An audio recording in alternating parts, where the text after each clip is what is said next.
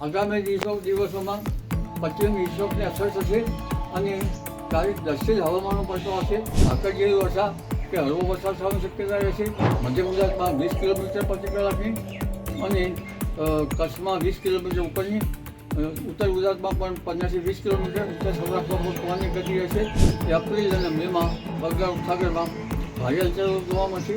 હવામાન આગાહીકાર અંબાલાલ પટેલે હવામાનને લઈને ફરીથી એકવાર આગાહી કરી છે. અને આ શું આગાહી કરી છે, ચલો સાંભળીએ.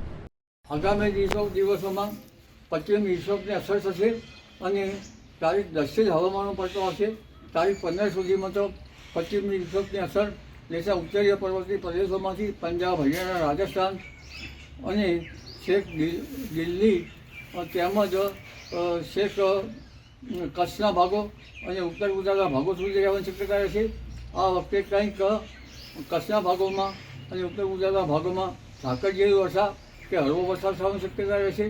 પણ પવનની ગતિ વધારે છે. બહારથી પવનમાં મધ્ય ગુજરાતમાં 20 કિલોમીટર પ્રતિ કલાકની અને કચ્છમાં 20 કિલોમીટર ઉપરની, ઉત્તર ગુજરાતમાં પણ 15 થી 20 કિલોમીટર, ઉત્તર સૌરાષ્ટ્રમાં પણ પવનની ગતિ રહેશે. પરંતુ આ પવનની ગતિ ક્યારેક ગસ્ટિંગ પવનની ગતિ 30 કિલોમીટર કે ઉપર જાય અને કચ્છના ભાગોમાં તો 30-35 કિલોમીટર ઉપરની જવાની શક્યતા રહે છે. પરંતુ ત્યાર પછી પણ તારીખ 18 થી 20 કે 21માં માર્ચના ત્રીજા સપ્તાહમાં બીજો પશ્ચિમ વિક્ષોભ આવશે અને આની અસર પણ લગભગ ઉત્તર મધ્ય ગુજરાતના ભાગો સુધી રહેવાની શક્યતા રહે છે. અને માર્ચ માસમાં બંગાળ ઉપસાગરના અરબ સાગરમાં હલચલ જોવા મળશે. પરંતુ એપ્રિલ અને મેમાં બંગાળ ઉપસાગરમાં ભારે હલચલ જોવા મળશે. ચક્રવાતો સર્જાશે અને અરબ સાગરમાં પણ હલચલ જોવા મળશે. હમણાં લગભગ 10 થી 13માં ગરમી હશે. ત્યાર પછી મહત્તમ ઉષ્ણતામાનમાં ઘટાડો થશે.